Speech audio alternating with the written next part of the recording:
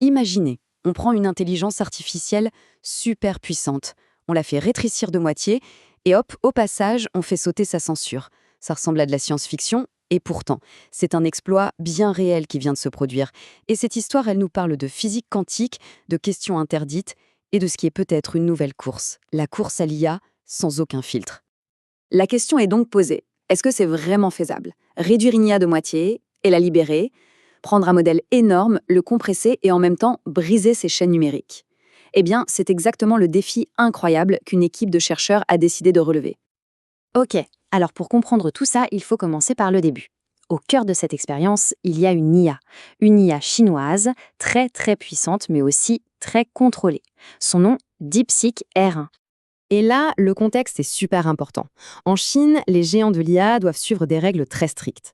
Concrètement, ça veut dire que sur des sujets considérés comme sensibles, les modèles sont programmés soit pour esquiver la question, soit pour donner une réponse, disons, bien cadrée.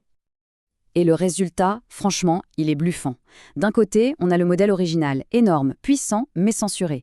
De l'autre, cette nouvelle version, Slim, créée par l'équipe de Multiverse Computing. Et là, attention, elle est 50% plus petite, son intelligence, sa capacité de raisonnement est intacte, et le plus fou, la censure a disparu, envolée.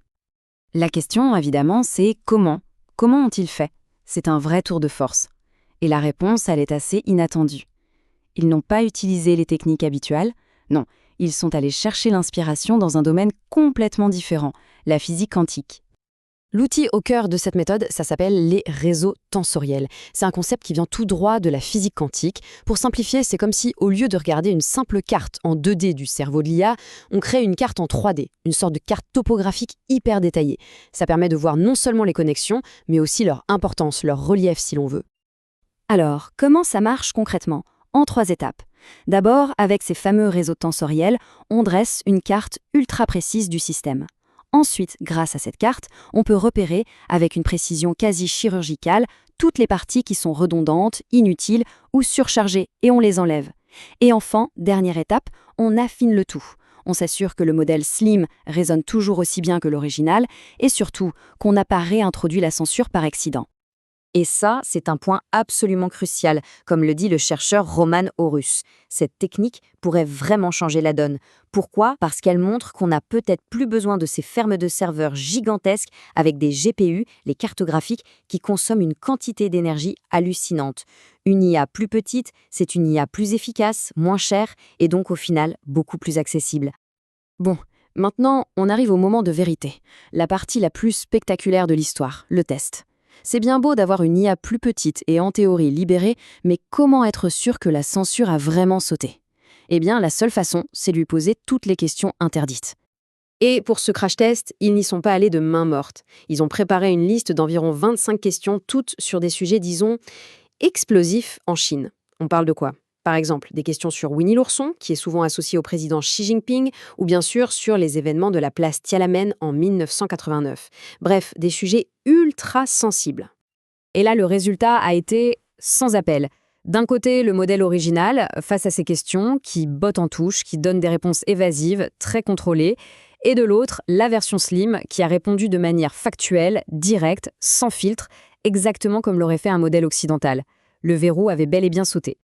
Et pour être absolument sûrs de leur coup, pour garantir la neutralité de leur évaluation, les chercheurs ont eu une idée assez maligne. Ils ont demandé à une autre IA, un autre grand modèle, comme GPT-4, de faire l'arbitre, de comparer les réponses et de donner son verdict. En gros, c'est une IA qui juge une autre IA. Assez fascinant, non? Maintenant, il est important de prendre un peu de hauteur. Parce que cette expérience, aussi impressionnante soit-elle, ce n'est pas juste un coup d'éclat isolé. En fait, elle s'inscrit dans une tendance de fond. Cet intérêt de plus en plus grand pour des IA sans censure, sans filtre. Et d'ailleurs, ils ne sont pas les seuls sur le coup. Une autre société, Perplexity, a aussi sorti sa version non censurée de DeepSeek. Eux, ils ont utilisé une méthode plus classique, on va dire, en réentraînant le modèle sur des milliers de questions sensibles. La technique est différente, mais l'objectif est exactement le même. Mais attention, il faut quand même nuancer un peu. Un spécialiste du sujet, Thomas Cao, nous rappelle à juste titre que la censure dans ces modèles chinois, c'est quelque chose de très complexe.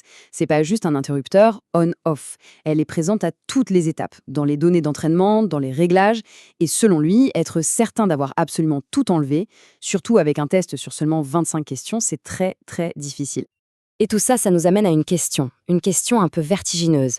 Si des intelligences artificielles aussi puissantes peuvent être réduites, rendues plus accessibles, et si on peut faire sauter leurs garde-fous avec des techniques de plus en plus pointues, est-ce que l'idée même de contrôler l'IA n'est pas en train de nous glisser entre les doigts? C'est peut-être la grande question que cette histoire soulève pour l'avenir.